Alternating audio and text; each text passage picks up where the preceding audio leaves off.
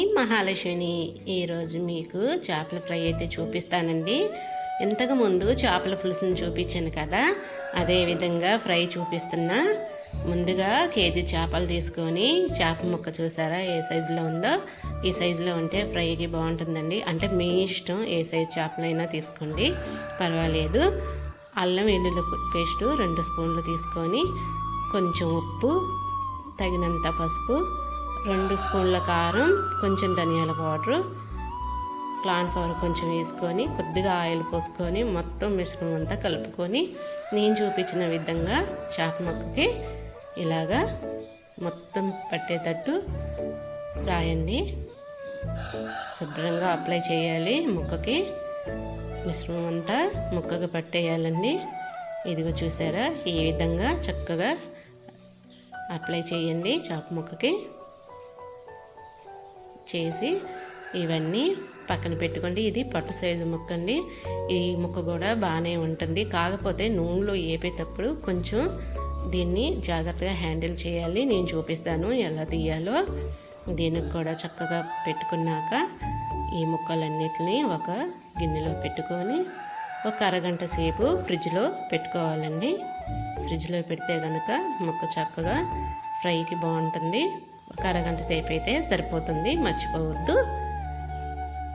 కళాయి పెట్టుకొని తగినంత ఆయిల్ పోసుకోండి. ఆయిల్ ఎక్కువగా పోసుకొని వద్దు. చూసారా ఎంత ఉందో ఆయిల్. ఇలా పోసుకున్నాక చేప ముక్కల్ని జాగ్రత్తగా ఇదిగో నేను చూపించిన విధంగా పెట్టుకోండి. మంట మాత్రం హైలో పెట్టొద్దండి, మిడిల్లోనే పెట్టుకోవాలి. ఇదిగో నేను చూపించిన విధంగా చేప ముక్కని తిప్పుకోండి. చక్కగా నిదానంగా అడుగు పట్టేస్తుంది ముక్క.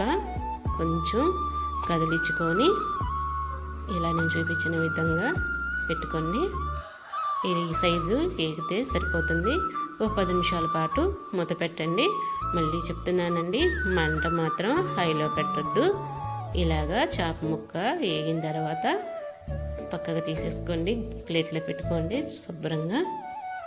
ఆయిల్ కూడా ఎక్కువగా పీల్చుకోదండి, కొంచెం ఆయిల్ పోసుకుంటే చక్కగా ఫ్రై అవుతుంది. మళ్ళీ మిగిలిన ముక్కల్ని ఇలాగా కళాయిలో వేసుకోండి.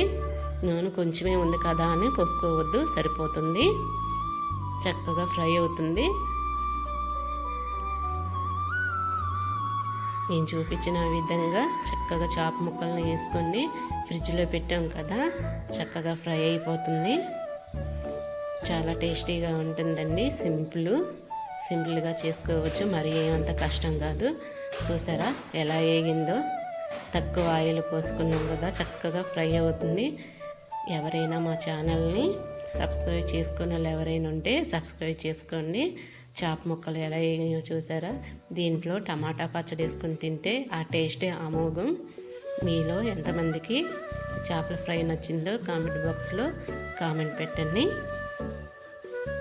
చూడండి ఎలా ఉందో, చాలా టేస్టీగా ఉంటుంది. వీడియో కనుక నచ్చితే లైక్ చేయండి.